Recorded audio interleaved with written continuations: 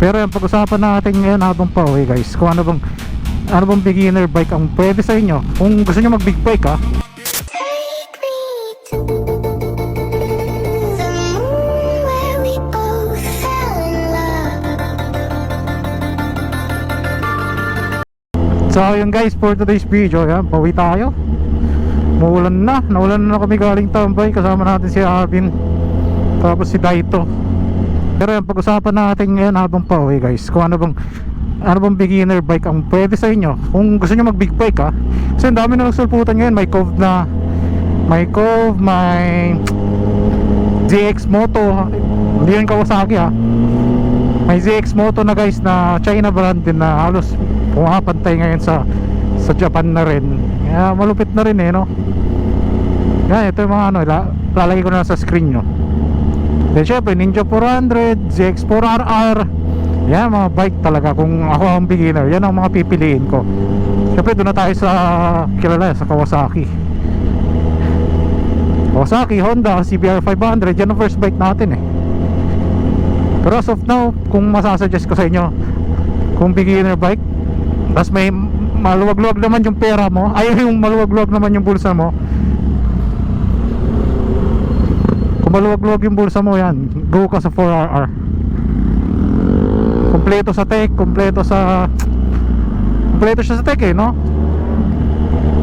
Tapos Screamer inline 4. Yung looks, okay naman yung looks hindi pa naman na-upgrade, pero maganda pa rin. Tingnan nyo naman yung ganyan di ba?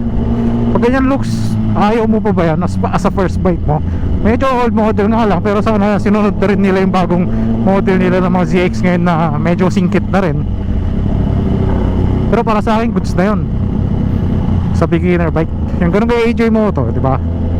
Goods na yun. Then kung mag-upgrade ka, di saka ka na mag R6 o R1 na kung gusto mo.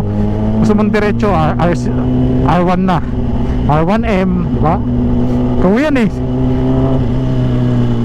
Pero sa akin, mas maganda talagang magdaan ka muna sa mga underbone na may clutch, like Sniper, Raider, kung di ka talaga marunong magmotor. Pero kung marunong ka na nun, pwede ka nang tumulan sa Ninja 400. Medyo tolerable naman yung speed nun nung torque nun, nung power nun, sa mga beginner, di ba? Yun lang, yun ang masasuggest ko guys sa mga nagtatanong dito, nag-iisip o nagbabalak.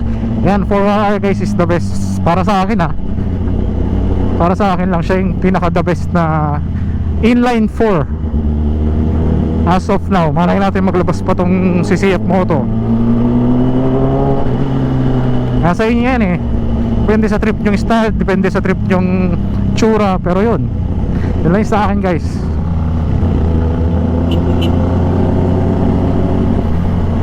Kaya kayo guys, kung may first bike ba kayo, comment nyo nga dito kung anong gusto nyong first bike. Comment down below.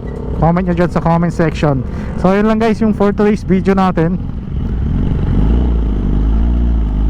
Team Auto Vlog, I'm out. See you next vlog. Bye bye. Sheesh.